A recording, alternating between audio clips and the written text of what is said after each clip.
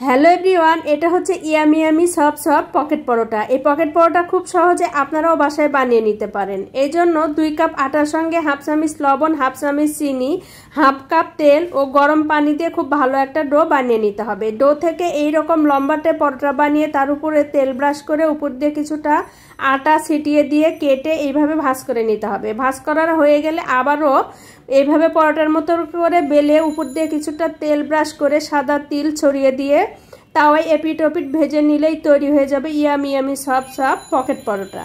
Hello everyone, এটা হচ্ছে yummy yummy soft soft pocket paratha. এই পকেট পরোটা খুব সহজে আপনারাও বাসায় বানিয়ে নিতে পারেন। এই জন্য 2 কাপ আটার সঙ্গে হাফ চামচ লবণ, হাফ চামচ চিনি, 25 গ্রাম ইস্ট, পরিমাণ মতো তেল ও গরম পানি দিয়ে খুব ভালো একটা ডো বানিয়ে রেস্টে রেখে দিতে হবে আধা ঘন্টা। আধা ঘন্টা পরে এই ডো থেকে বড় পরোটা বানিয়ে তার উপরে তেল ব্রাশ করে তার উপরে কিছুটা ময়দা ছিটিয়ে দিয়ে উপর দিয়ে কিছুটা চাট মশলা ছিটিয়ে দিয়ে কেটে এইভাবে ভাঁজ করে নিতে হবে। ভাঁজ করা হয়ে গেলে আবারও পরোটার মতো করে বেলে তাওয়ায় দিয়ে উপর দিয়ে কিছুটা তেল ব্রাশ করে উপর দিয়ে কিছুটা সাদা তিল ছড়িয়ে দিয়ে এপিট ওপিট খুব ভালো মতো ভেজে নিলেই তৈরি হয়ে যাবে yummy yummy soft soft pocket পরোটা।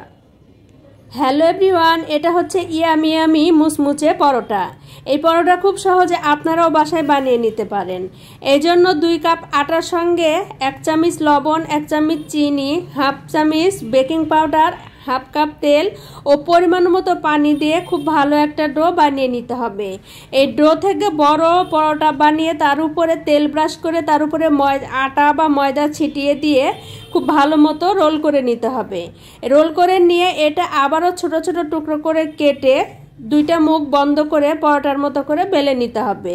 এটার উপরে আবারও তেল ব্রাশ করে উপর দিয়ে কিছুটা সাদা তিল ছড়িয়ে দিয়ে তাওয়ায় শ্যালো ফ্রাই করে নিলেই তৈরি হয়ে যাবে ইয়ামি ইয়ামি সফট সফট মুচমুচে পরোটা।